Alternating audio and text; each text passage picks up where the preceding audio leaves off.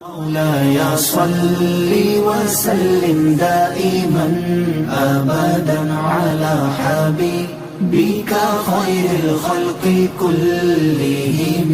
مولاي صل وسلم دائما أبدا على حبيبك خير الخلق كلهم. مولاي صل وسلم دائما أبدا. اما بعد فاعوذ باللہ من الشیطان الرجیم بسم اللہ الرحمن الرحیم انک میت وانہم میتون ثم انکم یوم القیامۃ عند ربکم تختصمون. صدق اللہ مولانا العظیم. حضرت گرامی، رسول اکرم صلی اللہ علیہ وسلم جب مکہ میں دین کی تبلیغ کر رہے تھے تو لوگ مخالفت کر رہے تھے. بہت سخت مخالفت ہوئی کہ ہجرت مدینہ ہو گئی. مدینہ منورہ چلے گئے، وہاں دین پھیلتا چلا گیا. کفر پریشان تھا کہ دین پھیلتا جا رہا ہے. انہیں صبر نہ آیا تھا کہ وہ شہر چھوڑ گئے ہیں، تمہارا شہر تو محفوظ ہو گیا ہے اس لیے مخالفت بند کر دو، لیکن ایسا نہیں ہوا. وہ ان کی تغدو مدینہ تک پہنچی اور حملے پہ حملہ ہوا. لیکن قدرت کا نظام یہ ہے کہ جب وہ حق کو غالب کرنا چاہتا ہے تو کوئی طاقت بھی اسے روک نہیں سکتی. یہی ہوا، حملہ ہوا طاقت سے ساتھ. بدر میں 1000 لڑنے والے آ گئے. مسلمان 313 تھے، جس میں بچے اور بوڑھے بھی تھے. پھر احد میں 3000 آ گئے. احد میں 3000 کافر آئے لڑنے کے لیے. مسلمان 950 تھے. تو اندازہ کر لیجئے کتنا فرق تھا. اسلحہ بھی لے کر آئے تھے، طاقت بھی لے کر آئے تھے، اور فتح کا غرور بھی لے کے آئے تھے کہ ہم جیت کے آئیں گے. روایت آتی ہے کہ جب بدر کے میدان میں نکلے تھے تو کعبہ میں اکٹھے ہوئے تھے. کعبہ کو وہ مانتے تھے تو آپ بھی کرتے تھے. اور کعبے پہ دعا مانگی تھی انہوں نے کہ اے کعبہ کے رب، ہم مدینے پہ حملہ کرنے جا رہے ہیں، نیا دین مٹانے جا رہے ہیں، تو ہمیں قوت دے دے کہ ہم دین کو مٹا دیں. اور اے رب، ہم سچے ہیں، ہماری مدد کر. یہ جملہ ان کی زبان سے نکل گیا کہ یا اللہ سچوں کی مدد کر. قدرت نے کہا فیصلہ تم نے خود کر دیا ہے کہ سچوں کو فتح کی دعا تم نے خود مانگ لی ہے. جب بدر جنگ ہوئی، مسلمان جیت گئے، 70 کافر مارے گئے. ایک گڑھے میں پھینکا گیا، ایک بڑا سا گڑھا کھود کے ساری لاشیں کٹھی پھینک دی گئی. اور اس گڑھے کے کنارے پہ کھڑے ہو کے نبی صلی اللہ علیہ وسلم نے ارشاد فرمایا، اے مرنے والو سنو میری بات. حضرت فاروق اعظم رضی اللہ تعالیٰ کہنے لگے یا رسول اللہ یہ تو کٹ گئے ہیں، یہ کیا سنیں گے؟ فرمایا سنتے ہیں، جواب نہیں دیتے. سنتے ہیں، میری بات سنی جا رہی ہے. اور کیا کہا تھا کہ نحن وجدنا ما وعد ربنا حقا. ہم سے بھی ہمارے رب نے وعدہ کیا تھا کہ طاقت لے آئے گی پھر بھی لڑو، یلغار ہوگی پھر بھی میدان میں آؤ. ہم میدان میں آئے تھے، رب نے فتح کی امید دلائی تھی، نحن وجدنا ما وعد ربنا حقا، آج دیکھ لو ہمارے رب کا وعدہ سچا ہو گیا ہے، ہمارے رب کا جو وعدہ ہم سے کیا تھا وہ سچ ہو گیا ہے۔ حل وجدتم ما وعد ربکم حقا، کس طاقت سے کہا کہ اے مرنے والوں بتاؤ کیا جو تم اپنے رب سے وعدہ کر کے آئے تھے وہ سچ ہوا یا نہیں؟ تم بھی تو وعدہ کر کے آئے تھے مکہ میں، تم بھی تو کعبہ کے سامنے کھڑے ہو کے آئے تھے، بتاؤ وعدہ تمہارا سچ ہوا یا ہمارا سچ ہوا؟ تو طاقت بڑھتی جا رہی تھی، یلغار ہوتی جا رہی تھی۔ جنگ خندق میں تو اتنے لوگ آ گئے تھے گنے ہی نہیں جا سکتے تھے، پوری جزیرہ نمایاں عرب کی طاقت کٹھی ہو کے آ گئی۔ تو سوچئے حملہ پہ تو حملہ ہو رہا ہے، جب فتح نہیں ہوئی مکے والوں کو، جب کامیابی نہیں ہوئی تو ایک دوسرے کو کہنے لگے چلو کوئی بات نہیں، نبی کا دین پھیل رہا ہے تو کچھ عرصے کے لیے پھیلے گا، آخر انہوں نے دنیا سے چلے جانا ہے، موت آ جائے گی تو بات ختم ہو جائے گی، کیونکہ ان کی اولاد نہیں ہے، کوئی بیٹا نہیں ہے جو بعد میں باپ کے مشن کو لے کے آگے چلے، جو سہارا بنے باپ کا۔ تو ایک عمر تک ہے، کتنی ہوں، 10 سال ہوں گے، 5 سال ہوں گے، اس کے بعد ختم ہو جانا ہے، یہ دین بھی ختم ہو جائے گا۔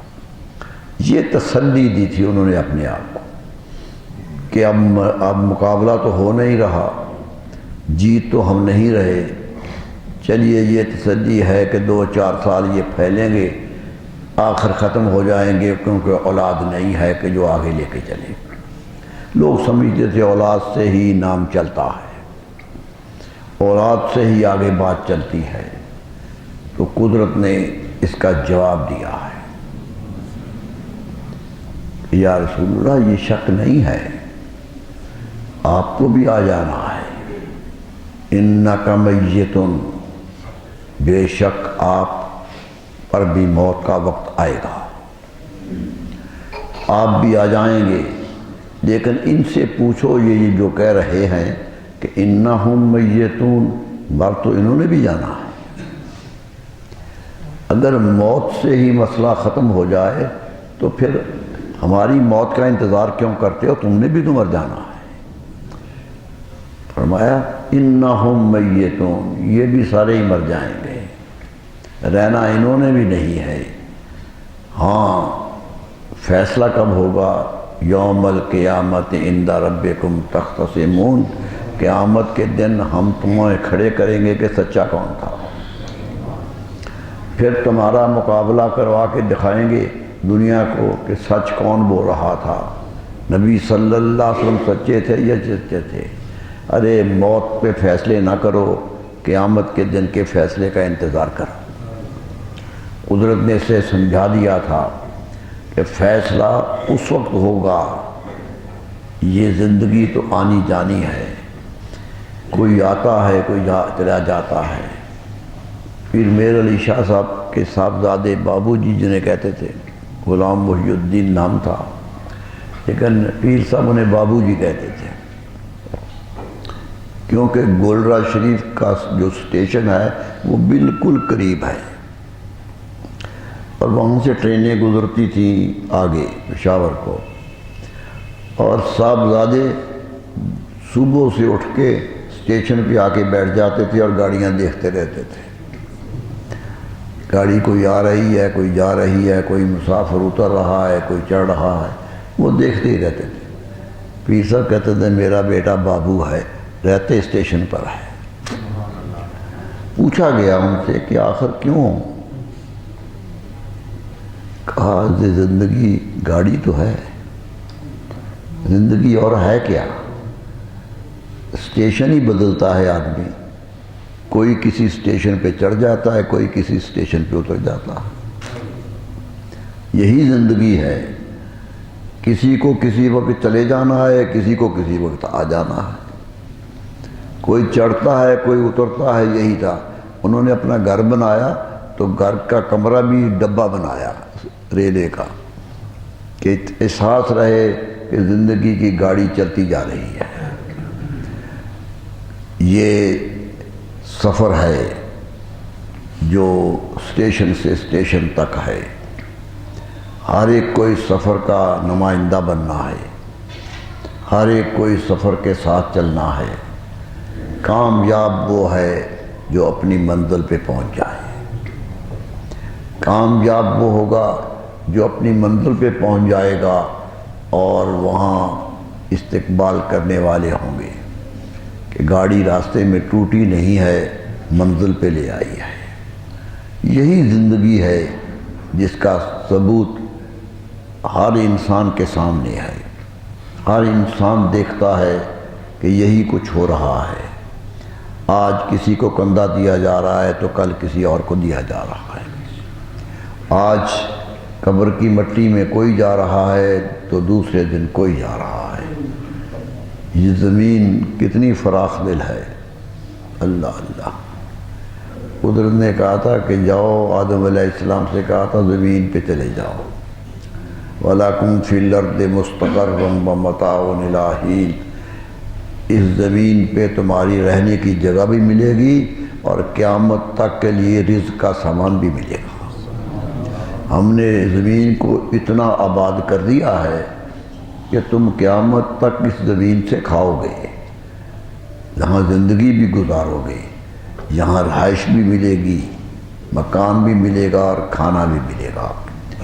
قیامت تک کا وعدہ قدرت نے کر کے بھیجا تھا کہ یہ نہ کرنا کہ سمجھنا کہ خوراک ختم ہو جائے گی تو بھوکے مر جائیں گے، زمین میں ہم نے قیامت تک کے لیے سامان رکھ دیا ہے۔ یہ زمین اتنی فراخ دل ہے کہ تم اس کے اوپر محل تعمیر کرو تو وہ ہلتی نہیں ہے، لیکن نرم اتنی ہے کہ انگلی سے کریدو تو کریدی جاتی ہے، انگلی چلاؤ تو زمین اکھڑ جاتی ہے، لیکن 50 منزلہ عمارتیں کھڑی کرو تو وہ ہلتی نہیں ہے۔ ہم نے اس کو سکون دیا ہے، اس کو سمانے کا سامان دیا ہے، یہی زمین تمہارے لیے، اس لیے اس زمین پہ اکڑ کے نہ چلو، اس زمین پہ بغاوت نہ کرو۔ فرمایا کیا کر لو گے؟ لن تخرق الارض ولن تبلغ الجبال طولا، فرمایا چلو گے تو پاؤں مار کے چلتے ہو، مٹی اڑا کے چلتے ہو، کیا ہماری زمین پھاڑ دو گے؟ کیا تمہارے اس ٹھوکر سے زمین ہل جائے گی؟ تم اسے اس کی خراش بھی نہیں کر سکتے ہو، گزرو گے اسی زمین سے اور وہ زمین تمہارے لیے فرش راہ بنی رہے گی۔ نہ تم اتنے اونچے ہو جاؤ گے کہ پہاڑ بن جاؤ، پھر بھی اپنے قد و قامت میں ہی رہو گے۔ ہم نے ایک قد مقرر کر دیا ہے اس امت کا، اور اسی کو امت کوئی 2 انچ نیچے ہے یا 2 انچ اوپر ہے، یہی قد ہے ہم سب کا۔ محنت کرنے کے باوجود بڑی بڑی دعائیاں بھی دیتے ہیں کہ قد لمبا ہو جائے، لیکن اگر لمبے ہو جانے ہوتے تو امریکیوں کے قد بڑے لمبے ہو جاتے، وہ بھی تو اسی طرح قد لے رہے ہیں، اسی زمین پہ رہ رہے ہیں، اسی زمین پہ رزق کھا رہے ہیں، ان کا جو کچھ ہے زمین سے ہے، زمین اگلتی ہے تو وہ کھاتے ہیں۔ فرمایا اتنی فراخ دل ہے کہ کافر کھودے تو فصل دے دیتی ہے، مومن کھودے تو فصل دے دیتی ہے، نہیں دیکھتی کہ یہ کافر ہے یہ مومن ہے، سب کو دیتی ہے، ہر ایک کو عطا۔ پانی بہہ رہا ہے ہمارا، جو چاہے پی لے، پانی انکار نہیں کرتا اندر جانے سے کہ یہ کافر کا پیٹ ہے، میں نہیں جاؤں گا، میں مومن کے لیے جاؤں گا۔ وہ اللہ کے حکم پہ چل رہا ہے، کیونکہ قدرت کا فیصلہ یہ ہے کہ زمین پر بسنے والوں کا رزق ہم نے دینا ہے، اس کو آباد ہم نے رکھنا ہے۔ تم اکڑ کے چلو، زمین کو حقیر سمجھو، زمین پہ گرے ہوں کو ٹھوکر لگا کے چلو، کیا کر لو گے؟ اللہ شیخ سعدی علیہ الرحمہ نے کہا تھا خاک سارانے جہاں را بحکارت میں نگر، جو زمین پڑے ہوئے لچھڑے ہوئے لوگ ہیں انہیں حقارت سے نہ دیکھو، ان غریبوں کو حقارت کی نظر سے نہ دیکھو جو زمین پہ پڑے ہیں جنہیں چھت بھی نصیب نہیں ہے۔ خاک سارانے جہاں را بحکارت میں نگر، توچے دانی کے دریں گرد سوارے باشد۔ کیا تمہیں خبر ہے کہ اسی گرد سے کوئی شاہ سوار نکل آئے گا، کوئی طاقتور بھی نکل آئے گا، زمین پہ پڑا ہوا عرش پہ آ جائے گا۔ یہ اس لیے حقارت کی نظر نہ دیکھو، وہ ازمائش ہے اس کی کہ یہاں آئے۔ اور فرمایا جب تم مر جاتے ہو کبھی سوچا ہے؟ اکڑ کے رہے تھے، غرور سے رہے تھے، تکبر سے رہے تھے، پھر بھی زمین اپنا سینہ کھول دیتی ہے کہ میرے اندر آ جاؤ۔ ماں کی طرح ہے وہ کہ جو نافرمان بیٹے کو بھی اپنی گود میں لے لیتی ہے، یہ زمین ہے جو تمہیں گود میں لے لیتی ہے، کبھی انکار نہیں کرتی۔ فرعون دفن ہوا تو وہ بھی لے لیا، نمرود آیا تو اسے بھی لے لیا، جو بھی آیا اسے لے لیا، زمین نے انکار نہیں کیا کسی کو لینے سے۔ فرمایا زمین جیسے صوفیہ کہتے ہیں کہ انسان کو زمین کی طرح فراخ دل ہو کے رہنا چاہیے، اپنے اندر بھی زمین کی فراخی پیدا کرو کہ مخالف کو بھی سنو اور موافق کو بھی سنو، اتنا دل کھلا رکھو جس طرح زمین کا دل کھلا ہے۔ یہی ہے جو زندگی۔ حضرت خواجہ معین الدین چشتی اجمیری کہا کرتے تھے کہ دنیا میں چلو تو پانی کی طرح چلو کہ جو بھی ہاتھ ڈالے گا اسے پینے کو مل جائے گا، رہو تو زمین کی طرح رہو کہ جو بھی مکان بنانا چاہے زمین انکار نہیں کرتی کہ یہ کافر ہے، میں نہیں بنانے دیتی۔ فرمایا ہوا بن کے رہو کہ جب چلتی ہے تو کافر کو بھی لگتی ہے اور مومن کو بھی لگتی ہے۔ قدرت کا نظام یہی ہے، قدرت سب کو نواز رہی ہے۔ وہ کہتے فیصلہ قیامت پر رکھا ہے، فیصلہ وہاں کرنا ہے کہ تم نیک تھے یا بد تھے۔ یہاں تو کوئی دنیا دار کو حق نہیں ہے کہ فیصلہ کر دے۔ یہاں تک حکم ہے کہ کوئی ایک پیاسا، حضرت فاروق اعظم کا جملہ بڑا مشہور جملہ ہے، جب انصاف کی بات کی تو کسی لوگوں نے کہا جی فلاں تو زیادتی کر رہے ہیں۔ فرمایا دریائے فرات کے کنارے پر اگر ایک کتا بھی پیاسا مر جائے گا تو عمر تیری قیامت میں پرسش ہوگی کہ اسے پانی کیوں نہیں دیا تھا۔ اتنا سخت جملہ کہہ دیا۔ اللہ اللہ۔ مصر کا گورنر عمرو بن عاص تھے، ان کا صاحبزادہ کسی پر گھوڑ دوڑ میں شریک ہوا، گھوڑا پیچھے رہ گیا، دوسرے کا پہن رہا، یہ گورنر کا بیٹا تھا، وہ عام آدمی تھا، غصہ آ گیا، اسے مارا۔ گورنر کے بیٹے نے ایک عام آدمی کو مارا کہ میرے گھوڑے سے آگے کیوں لے گیا ہے۔ یہ اطلاع ملی خلیفہ وقت حضرت فاروق اعظم رضی اللہ تعالیٰ۔ مدینہ منورہ میں اطلاع ملی تو حکم بھیجا کہ باپ اور بیٹا دونوں مدینے آؤ، دونوں گورنری چھوڑ کے آ جاؤ۔ بلایا، سامنے کھڑا کر دیا اور ایک جملہ کہا جو یورپ کی دنیا میں بھی بڑا مقبول جملہ ہوا۔ فرمایا اے عمرو بن عاص تو گورنر ہے، یہ تیرا بیٹا ہے، حد سے زیادتی کر رہا ہے، یاد رکھو متا استعبد الناس، کب سے تم نے لوگوں کو اپنا غلام بنا دیا، کب سے سمجھا کہ یہ میرے غلام ہے۔ وقد ولدت امہاتہم احرارا، ان کی ماؤں نے تو انہیں آزاد پیدا کیا تھا، یہ تو آزاد مرد پیدا ہوئے تھے، تم نے انہیں غلام کب سے بنا دیا۔ اتنا سخت دیا، گورنری سے ہٹا دیا۔ میرے دوستو، یہی اسلام کی تعلیمات تھی کہ سب کو دو، وظیفے لگے، حکومت قائم ہوئی، مال غنیمت آنے لگا، وظائف ہوئے غریبوں کے، تو ان کے بھی لگے جو مسلمان نہیں تھے۔ کہا نہیں، جینا سب کا حق ہے، اب جینے کا اچھا فیصلہ جو کرے گا وہ اللہ سے اجر پائے گا، جو جینے کا حق ادا کرے گا وہ اجر پائے گا، لیکن ہم کسی کی زندگی چھینتے نہیں ہیں، ہم زندگی کو ختم نہیں کرتے ہیں۔ فرمایا ہم تو مارتے نہیں ہیں۔ نبی صلی اللہ علیہ وسلم کی حدیث اتنی سخت ہے اس بارے میں، اور یہ حدیث کے راوی حضرت علی کرم اللہ وجہ الکریم ہے۔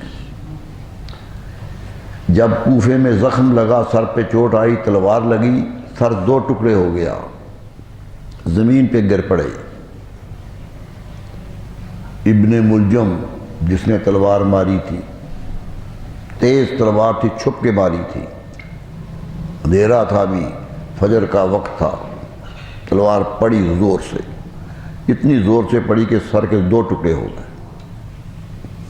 ابن ملجم کہتا ہے میں 40 دن سے تلوار تیز کر رہا تھا کہ خطا نہ کر جائے، تیاری تھی اس کی۔ گر پڑے، شور ہو گیا کہ امیر المومنین قتل ہو گئے ہیں۔ کتنا بڑا واقعہ ہوا تھا، کون دنیا سے جا رہا تھا۔ بیٹے امام حسن آئے رضی اللہ تعالیٰ، تو بیٹے کو پیار سے بلایا اور ایک جملہ کہا، میں بیٹا اس نے مجھے ایک تلوار ماری ہے، ایک ہی تلوار پڑی ہے مجھے، ضربتن بضربتن، میں تجھے حکم دیتا ہوں کہ اگر تو نے اسے مارنا ہے تو ایک ہی تلوار مارنی ہے، دوسری نہیں مارنی ہے۔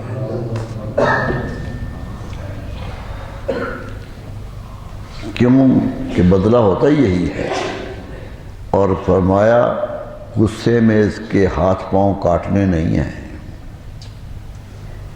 اس کے جسم کو چھیدنا نہیں ہے، کیونکہ اے بیٹا سنو میرے رسول صلی اللہ علیہ وسلم کی حدیث ہے۔ اس وقت حدیث سنائی، ارے جان جا رہی ہے اور حدیث سنا رہے ہیں۔ اللہ اللہ، یہ ایمان کی شان ہوتی ہے۔ کہا بیٹا میرے رسول صلی اللہ علیہ وسلم فرمایا تھا ایاکم والمصلۃ ولو کان بقلب لقور، میرے دوستو، میرے صحابہ، کسی کے اعضاء نہیں کاٹنے ہیں، کسی انسان کے اعضاء کاٹ کے نہیں مارنا ہے، بلکہ یہ کہا کہ کسی کے بھی اعضاء نہیں کاٹنے ہیں، اگرچہ کاٹنے والا کتا ہی کیوں نہ، کتا باولا ہو جائے کاٹتے پھرے، مارنا مارو، لیکن اعضاء اس کے بھی نہ کاٹو کہ یہ قدرت نے بنائے ہیں۔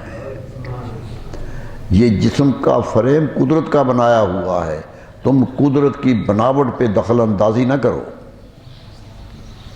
رہنے دو اس کو۔ اتنی سختی سے حکم دیا۔ میرے دوستو، زندگی یہی ہے، صبر آ جائے، آدمی جذبات پہ قابو پا لے۔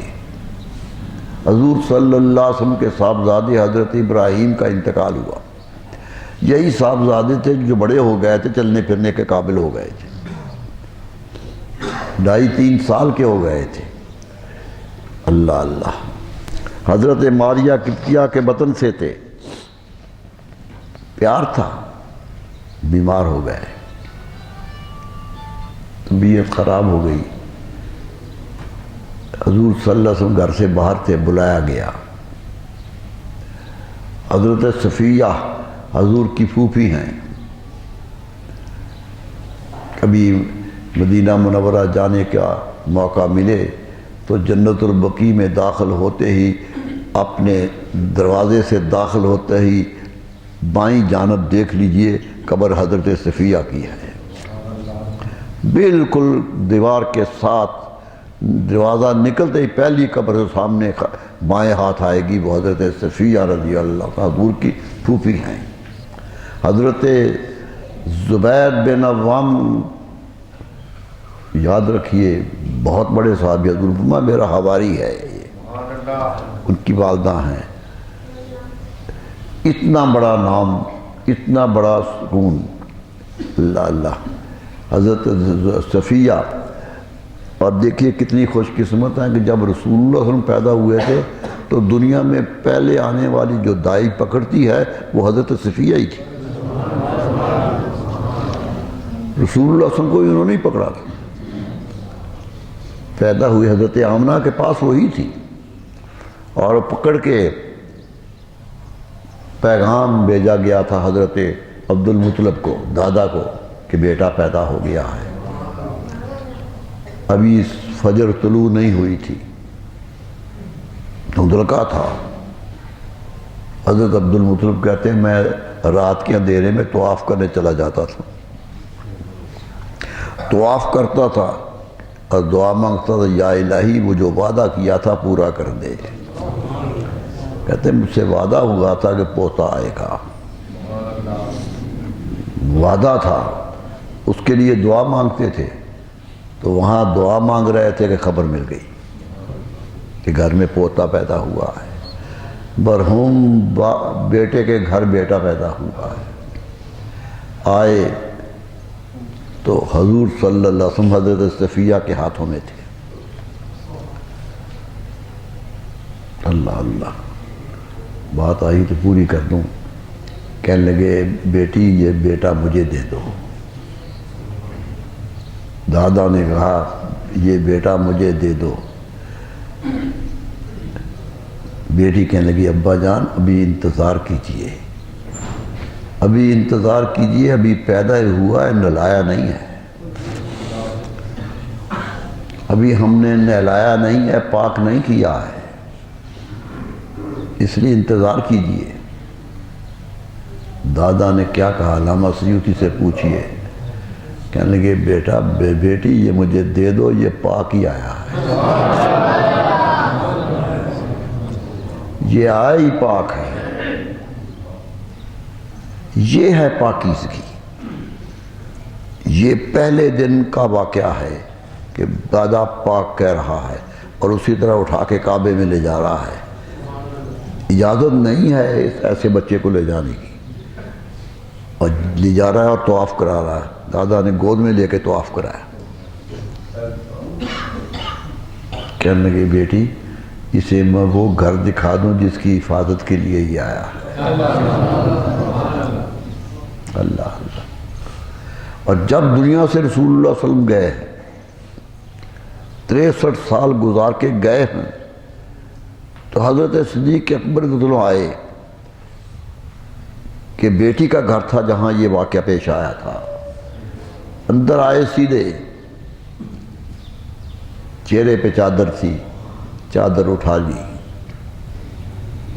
اور ماتھے پہ بوسہ دے دیا، اور ایک جملہ کہا کہ یا رسول اللہ آپ آئے بھی پاک تھے، گئے بھی پاک تھے، دنیا میں بھی پاک آئے تھے، گئے بھی پاک۔ یہ ہے کامیابی زندگی کی، یہ ہے حسن زندگی کا۔ تو میں کہہ رہا تھا کہ حضرت ابراہیم کا انتقال ہو گیا، حضرت صفیہ، حضور اندر آئے تو حضرت صفیہ نے کہا میرے بھتیجے بیٹا جا رہا ہے، بیٹا دنیا سے جا رہا ہے، آخری سانسیں ہیں۔ حضور کی گود میں رکھ دیا بیٹے کو۔ حوصلہ دیکھیے، ایک ہی بیٹا ہے اور جو تڑپ رہا ہے گود میں، جو جا رہا ہے دنیا سے، اور ہاتھوں میں لیا، اسے دیکھا تو اس نے جان دے دی۔ بیٹا دنیا سے چلا گیا، حضور صلی اللہ علیہ وسلم کی آنکھوں میں آنسو آ گئے۔ صحابہ نے کہا حضور آپ بھی رو رہے ہیں؟ آپ تو صبر کے پہاڑ ہیں، رو رہے ہیں؟ فرمایا نہیں، گلہ نہیں کر رہا، ہذہ دمعۃ رحمت، یہ تو رحمت کے آنسو ہیں، یہ تم محبت کے آنسو ہیں جو ٹپک پڑے ہیں۔ اور فرمایا انا بفراقک یا ابراہیم لمحزونون، اے ابراہیم تیری موت پہ ہمیں دکھ ہوا ہے۔ محزون کا لفظ استعمال کیا، حزن ہوا ہے، تیرا دکھ پہنچا ہے ہمیں، اے ابراہیم تیری موت پہ ہمیں دکھ ہوا ہے، ولا نقول، لیکن ہم کوئی بات نہیں کرتے، ہم کوئی گلہ نہیں کرتے، کوئی شکوہ نہیں کرتے، سوائے کہ انا للہ و انا الیہ راجعون۔ یہ درس دے دیا تھا کہ ایک ہی بیٹا گود میں تڑپ جائے تو یہی کہتا ہوں، تم پر بھی مصیبت آئے تو یہی کہو، اسی مصیبت کو اسی طرح برداشت کرو۔ اللہ تعالیٰ حوصلے دینے والا ہے، ہمتیں دینے والا ہے۔ جانے والے کا خلا تو پورا نہیں ہوتا، یقیناً نہیں پورا ہوتا، محبت کا خلا کبھی نہیں پورا ہوا کرتا، لیکن یہ یاد رکھیے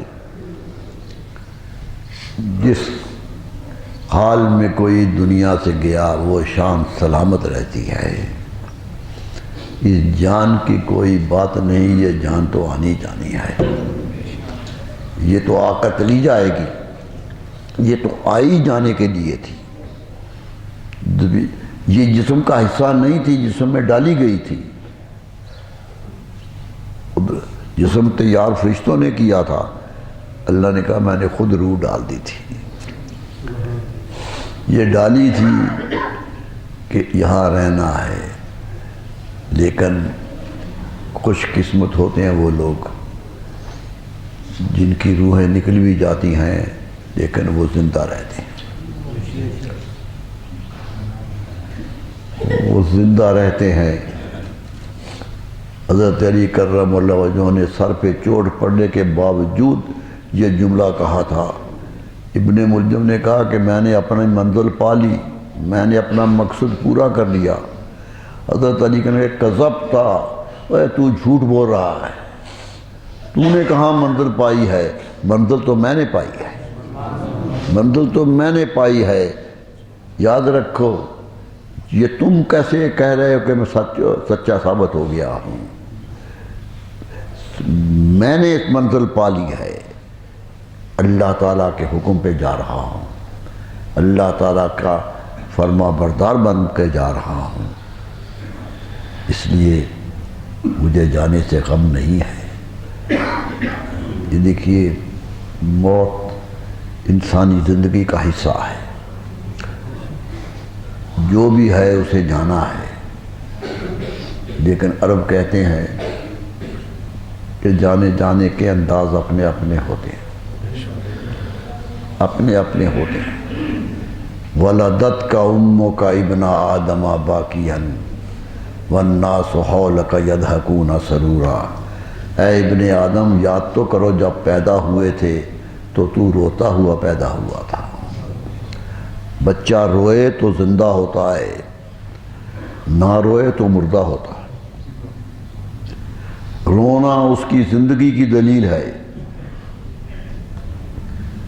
چیخ نکلتی ہے اس کی۔ امام غزالی کہتے ہیں کیوں نکلتی ہے؟ اللہ اللہ، دیکھیں حکمت والے لوگ کیا کہہ گئے، کہتے ہیں وہ ماں کے پیٹ میں تھا، نہ کوئی فکر تھا، نہ کوئی روزی کی ضرورت تھی، نہ کمانے کی ضرورت تھی، سب کچھ پیٹ میں مل رہا تھا، روزی بھی مل رہی تھی، کوئی اور وسیلہ بن رہا تھا اس کا، سب کچھ پیٹ میں مل رہا تھا۔ حکم ہوا پیٹ سے باہر جاؤ تو رونے لگ گیا کہ میرا گھر مجھ سے چھین لیا گیا ہے، میری سکون کی جگہ مجھ سے چھین لی گئی ہے۔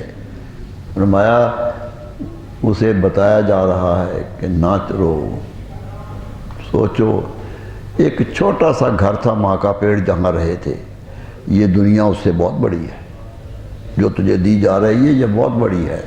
فرمایا اسی طرح سوچو، جس طرح ماں کے پیٹ کی نسبت سے دنیا بڑی تھی، جب دنیا سے جاؤ گے تو اگلا جہان دنیا سے اتنا ہی بڑا ہوگا، اتنا ہی بڑا ہوگا کہ دنیا چھوٹی نظر آئے گی، وہاں سامانی اور ہوگا۔ تو شاید کہتا ہے وَلَدَتْكَ أُمُّكَ ابْنَ آدَمَ بَاكِيًا، اے ابن آدم تیری ماں نے جنم دیا تھا تو تو رو رہا تھا، والناس حولک یضحکون سرورا، اور جتنے رشتہ دار کھڑے تھے ہنس رہے تھے کہ بیٹا پیدا ہو گیا۔ باپ خوشی کر رہا تھا، ماں خوشی کر رہی تھی، عزیز و اقارب خوشی کر رہے تھے، دوست احباب خوشی کر رہے تھے کہ بچہ پیدا ہوا۔ تو رو رہا تھا، یہ ہنس رہے تھے، تیرے ساتھ روتا کوئی نہیں تھا۔ یہ نہیں کہ تجھے روتا دیکھ کر تیری ہمدردی کے ساتھ وہ بھی رونے لگ جائیں، وہ روئے نہیں تھے، تو ہی روتا آیا تھا اور یہ ہنس رہے تھے۔ تو سوچو زندگی کیسے گزارنی ہے۔ فَاجْحَدْ لِنَفْسِكَ أَن تَكُونَ إِذَا بَقَوْا، زندگی یوں گزار کے جاؤ دنیا سے کہ جب تیری موت کا فی یوم موتک ضاحکا مسرورا، جب تیری موت کا وقت آئے تو یہ سب رو رہے ہوں مگر تو ہنستا ہوا جا رہا ہو۔ یوں زندگی گزارو۔ ارے آنے پر انہوں نے تیرا ساتھ نہیں دیا تھا، جانے پر تو ان کا ساتھ کیوں دیتا ہے؟ یہ روئیں تو ہنستا ہوا جا رہا ہو، یہی کیفیت تھی۔ حضور صلی اللہ علیہ وسلم کے آخری ایام تھے دنیا میں، تو پوچھا حضور کیا حال ہے؟ فرمایا اللہم بالرفیق الاعلیٰ۔ ارے دنیا میں بڑی دوستیاں، محبت، پیار کرنے والے بڑے تھے، لیکن سب سے زیادہ دوست تو اللہ ہے۔ سب سے بڑا دوست تو وہ ہے، اب اس کے پاس جا رہا ہوں جو سب سے زیادہ پیار کرنے والا ہے، جو محبت کرنے والا ہے، جو قبول کر لے گا۔ صرف یہی دعا کیجیے کہ آخرت بخیر ہو جائے۔ زندگی میں ایسے عمل کر کے نہ جائیں کہ آخرت میں شرمندہ ہونا پڑے۔ زندگی خوش گزرے۔ علامہ اقبال نے اسی پر کہا تھا کہ نشان مرد مومن بات گوئم، لوگوں مومن کی نشانی یہ ہوتی ہے چو مر گائے تو بسم بر لب اوس، جب موت آتی ہے تو اس کے چہرے پہ مسکراہٹ آ جاتی ہے۔ مسکراہٹ لے کے جانے والے بنو، مسکراہٹیں بکھیرتے ہوئے جاؤ، زندگی کا حسن قائم کر کے جاؤ۔ جانا تو سب کو ہے، یہ قبر چھوٹی سی قبر ہے۔ بہن بھائی رشتہ دار بیٹے بیٹیاں کیا دے سکتی ہیں سوائے ایک مٹھی بھر مٹی کی؟ ایک مٹی کی مٹھی بھر کے پھینکتے ہیں، کہتے ہیں حق ادا کر دیا، لیکن جگہ وہاں تو بیٹھنے کی بھی نہیں ہوتی۔ لیکن اللہ تعالیٰ چاہے تو وسیع ہو جایا کرتی ہے۔ امام سیوطی علیہ الرحمہ لکھتے ہیں کہ مدینہ منورہ میں ایک قبر کھودی جا رہی تھی، گورکن قبر کھود رہے تھے کہ ساتھ کی قبر کی مٹی گر پڑی، ساتھ ہی ایک اور قبر تھی اس کی مٹی اور سوراخ ہو گیا اور اندر سے نور نکلا۔ امام سیوطی لکھ رہے ہیں کہ نورانیت پیدا ہوئی اندر سے۔ اس گورکن نے کہا کیا ہو گیا یہ؟ جھانک کے دیکھا تو قبر والا آرام سے بیٹھا ہوا ہے۔ جب مٹی گری آواز آئی تو اس نے مڑ کے ادھر اس سوراخ کی طرف دیکھا، کہنے لگا قیامت آ گئی ہے؟ کہنے لگے نہیں۔ کہا پھر بند کر دو، قیامت کو اٹھیں گے۔ ارے جو قبر میں بھی اپنی محبت سے بیٹھے رہتے ہیں۔ یہ تو حدیث نبی صلی اللہ علیہ وسلم فرمایا کہ میں معراج کو گیا تو وادی سینہ سے گزرا، یہ وادی ہے جہاں موسیٰ علیہ السلام رہے تھے، یہ وادی سے گزرا تو فرمایا رائے تو موسیٰ، میں نے قبر موسیٰ کے پاس سے گزرا تو میں نے موسیٰ علیہ السلام کو قبر میں دیکھا۔ خود نبی صلی اللہ علیہ وسلم فرما رہے ہیں رائے تو موسیٰ قائماً، میں نے دیکھا وہ قبر میں کھڑے ہیں۔ ارے قبر میں کھڑے ہونے کی جگہ ہوتی ہے، حضور صلی اللہ علیہ وسلم کی گواہی ہے کھڑے تھے۔ میں رائے تو موسیٰ قائماً، میں نے موسیٰ علیہ السلام کو کھڑے دیکھا، یصلی فی القبر، وہ قبر میں نماز پڑھ رہے تھے۔ میرے دوستو، جسے عادت نماز کی ہے وہ چھوٹتی نہیں ہے، قبر بھی جگہ دے دیتی ہے کہ پڑھو، محبت کی دنیا آباد ہوتی ہے۔ اللہ تعالیٰ صدمے برداشت کرنے کی توفیق عطا فرمائے۔ ہمیں ایسے نقوش قدم چھوڑ کے جانے چاہیے جو رحمت آشنا ہو جائیں، جہاں سے رحمت پھوٹتی رہے۔ اور یاد رکھ لیجئے زندگی کو فنا ہے، کل نفس ذائقۃ الموت، یہ تو بار بار سنا آپ نے، ہر نفس کو موت کا ذائقہ چکھنا ہے۔ لیکن کبھی کبھی میں سوچنے لگتا ہوں کہ قدرت نے یہ نہیں کہا کہ ہر ایک کو موت آئے گی، فرمایا موت کا ذائقہ چکھے گا۔ منہ کڑوا نہ ہو تو ذائقہ اچھا ہی لگتا ہے۔ ایک میٹھا پھل بھی کھائے آدمی کے منہ میں کڑواہٹ ہو تو کڑوا ہی نظر آتا ہے۔ میرے دوستو، منہ کو اتنا صاف کر کے جائیے کہ موت کا ذائقہ بھی میٹھا نظر آئے۔ قدرت نے ذائقہ کہہ دیا تھا کہ اپنی پسند کا ذائقہ تیار کر لو، یوں تیار ہو کے آؤ کہ تمہارا ذائقہ بہتر ہو جائے۔ موت ذائقہ بن کے آتی ہے، موت انسان کے لیے رحمت بھی لاتی ہے، زحمت بھی لاتی ہے۔ دعا یہی ہونی چاہیے کہ رحمت بن کے آئے، رحمت بن کے آئے۔ جانا سب کو ہے، ایک نہ ایک دن حاضر دربار ہونا ہے۔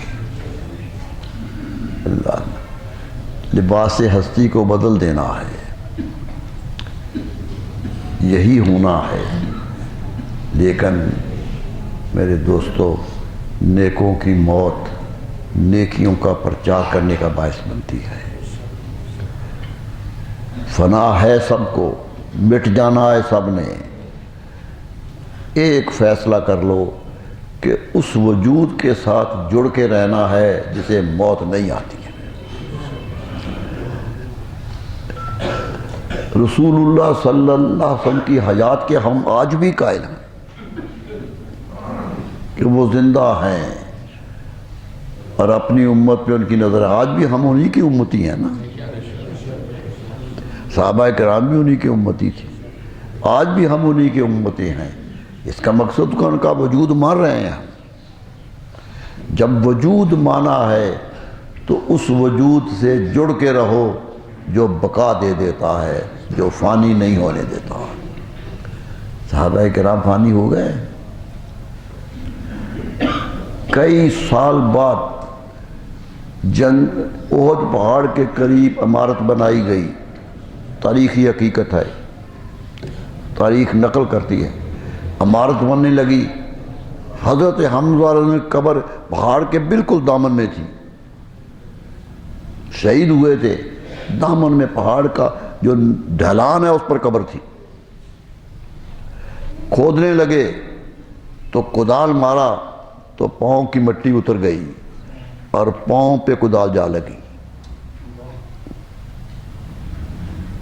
پوچھ لیجئے محدثین سے کیا ہوا، کہتے پاؤں سے خون نکلنے لگ گیا۔ قدرت کہہ رہی تھی گئے نہیں ہیں، صرف پردہ بدل لیا ہے۔ وہاں سے قبر اٹھائی گئی اور آج جہاں قبر ہے وہاں لائے گئے، کیونکہ وہ پانی کی گزرگاہ تھی، پہاڑ سے پانی گرتا تھا تو نیچے آتا تھا۔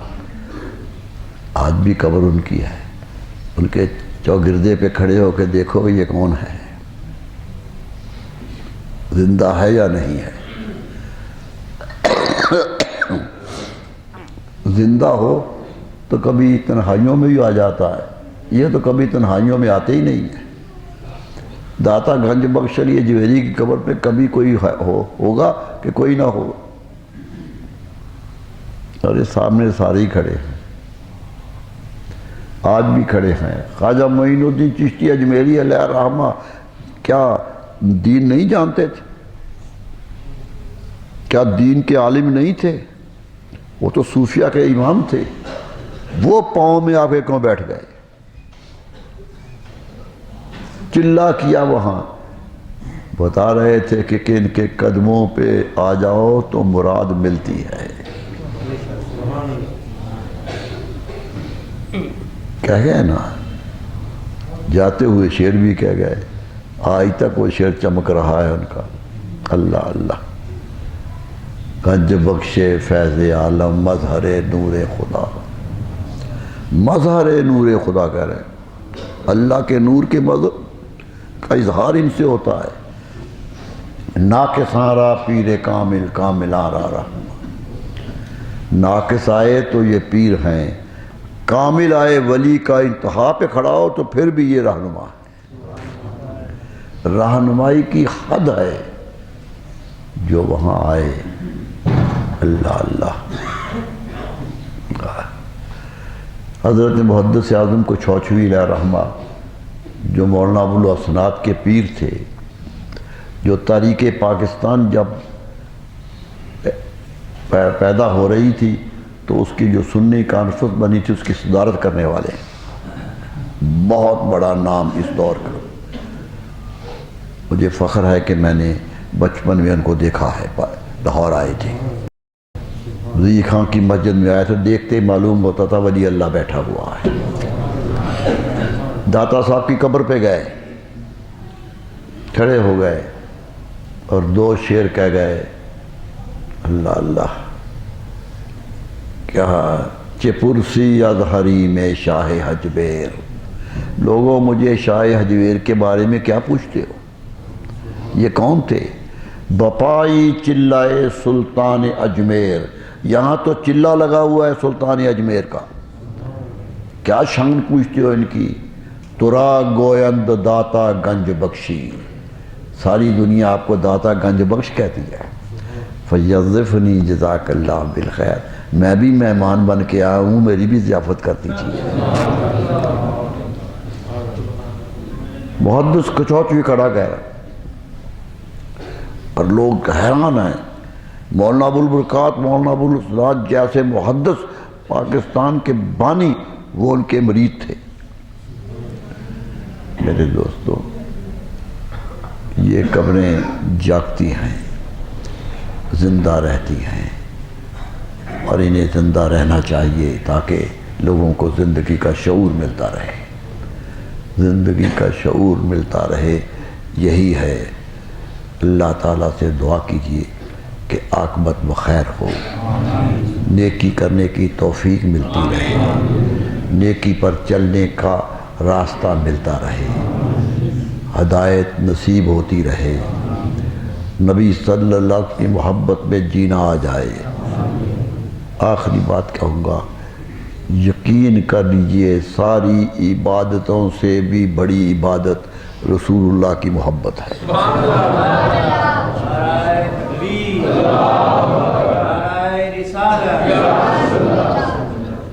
سب سے بڑی عبادت یہ ہے.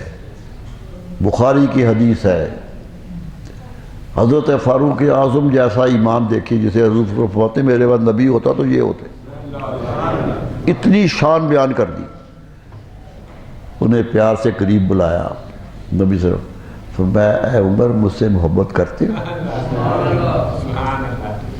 بخاری کی حدیث ہے. کہا مجھ سے محبت کرتے ہو؟ کہتے ہیں حضور. کہنے لگے حضور کرتا ہوں. فرمایا کتنی کرتے ہو؟ ذرا حد بتاؤ. کہا حضور اپنی جان کے علاوہ جو بھی ہے، مال و دولت، رزق، ماں باپ، سب سے زیادہ پیار آپ سے ہے. حضور صلی اللہ علیہ وسلم فرمایا عمر محبت تو پوری نہیں ہوئی. حضرت فاروق اعظم سمجھ گئے، فرمایا یا رسول اللہ اپنی جان سے بھی زیادہ آپ سے پیار کرتا ہوں. حضور آگے بڑے، سینے پہ ہاتھ مارا، فرمایا الآن یا عمر. عمر اب محبت پوری ہوئی ہے. محبت یہ ہے کہ سب کچھ ان پر ہو جائے. حضرت صدیق اکبر نے ہم سے پوچھا حضور صلی اللہ علیہ وسلم ابو بکر جو بھی میں مانگتا ہوں تم دے دیتے ہو، دولت ساری لے آتے ہو، گھر میں چھوڑتے کچھ نہیں ہو. یہی ہوا تھا نا، سب کچھ لے کے آ گئے. تو یہ کیا کرتے ہو؟ مجھ سے کتنا پیار کرتے ہو؟ اتنی محبت کرتے ہو؟ خود نبی صرف پوچھ رہے ہیں، جواب میں جو جملہ ہے وہ حقیقت یہ ہے کہ عشاق کے امام کا جملہ ہے۔ فرمایا حل انا و مالی الا بک یا رسول اللہ، یا رسول اللہ یہ مجھے بتا دیجئے کہ میں اور میری جان آپ کے سوا ہے کیا؟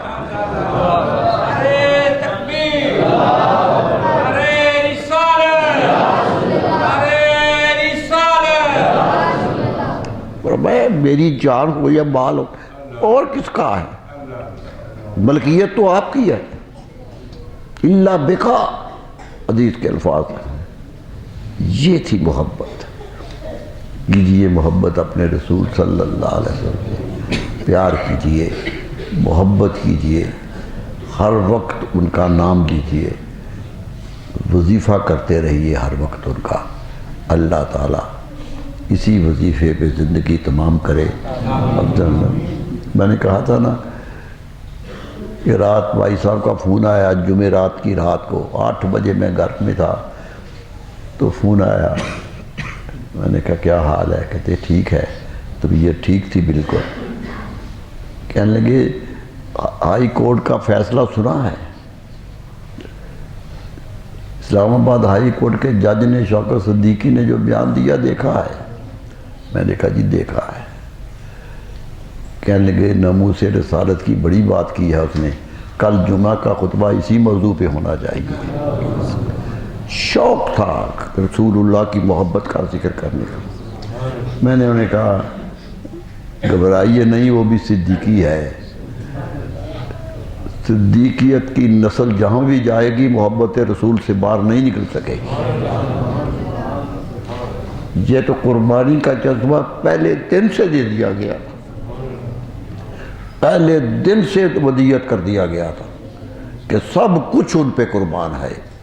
یہی قربانی زندگی کا حصہ ہے۔ اللہ اللہ۔ ایک بات لمبی ہو گئی۔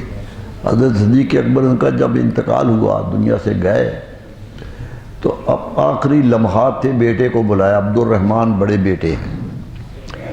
فرمایا بیٹا میری خواہش ہے کہ میں رسول اللہ کے ساتھ دفن ہو جاؤں۔ بیٹا کہنے کا حضور اس میں مشکل کیا ہے، وہ آپ کی بیٹی کا گھر ہے، رسول اللہ تو آپ کی بیٹی کے گھر میں دفن ہے، تو وہ آپ کی بیٹی ہے۔ فرمایا نہیں پھر بھی حق تو اس کا ہے نا، جا کے پوچھ کے آؤ، وہ اجازت دیتی ہے۔ حضرت عبد الرحمن گئے، حضرت عائشہ صدیقہ سے پوچھا کہ ابا جان کہہ رہے ہیں کہ اگر میں دنیا سے چلا جاؤں تو مجھے یہاں دفن ہونے کی اجازت دے دو۔ بیٹی رو پڑی کہ ابا جان اجازت مانگ رہے ہیں؟ کہا وہ تو میرے باپ ہیں، اجازت ہے۔ آ کے بتایا تو خوش ہو گئے، اجازت مل گئی۔ تھوڑی دیر گزری تو پھر بلایا، میں عبد الرحمن ایک کام رہ گیا۔ کہا کیا؟ فرمایا جس کا گھر تھا اس نے تو اجازت دے دی، جن کے ساتھ جا کے لیٹنا ہے وہ بھی اجازت دیتے ہیں یا نہیں دیتے؟ وہ تو مقدس زمین ہے، وہاں اجازت ملتی ہے یا نہیں ملتی؟ بیٹا کہنے لگا حضور میں اس کا کیا کروں، اس کی اجازت کیسے مانگوں؟ فرمایا طریقہ میں بتا دیتا ہوں، جب میں دنیا سے چلا جاؤں جنازہ پڑھ لینا، جنازہ لا کے رسول اللہ کی قبر کے سامنے رکھ دینا اور آواز دینا کہ یا رسول اللہ یار غار آیا ہے، اجازت ہو تو اندر آ جائے ورنہ جنت البقیع میں دفن کر دینا۔ تو میں بیٹا اندر سے اجازت ملے تو جانا ہے۔ یقین کتنا ہے نبی کے زندہ ہونے کہ اندر سے اجازت ملے تو جانا ہے ورنہ جنت البقیع میں چلے جانا ہے۔ صحابہ کہتے ہیں ہم نے جنازہ پڑھا، سامنے رکھ دیا کہ یا رسول اللہ یار غار آیا ہے، کیا حکم ہے ان کے بارے میں؟ کہتے قبر سے آواز ہے یوصل الحبیب الی الحبیب، پیارے کو پیارے سے ملا دو، محبوب کو محبوب سے ملا دو۔ ارے اجازت لے کے دفن ہوئے، کندھے کے ساتھ جڑے ہوئے ہیں۔ اللہ اللہ کتنی شان مل گئی۔ محبت کی بڑی دنیا ہوتی ہے میرے دوستو، محبت یہی ہوتی ہے، محبوب تو کہیں بھی ہو دروازہ کھل جاتا ہے۔ اللہ تعالیٰ سب کو محبت کی زندگی گزارنے کی توفیق عطا فرمائے۔ وما علینا الا البلاغ۔ مولاي صل وسلم دائما أبدا على حبيبك خير الخلق كلهم. مولاي صل وسلم دائما أبدا على حبيبك خير الخلق كلهم. مولاي صل وسلم دائما أبدا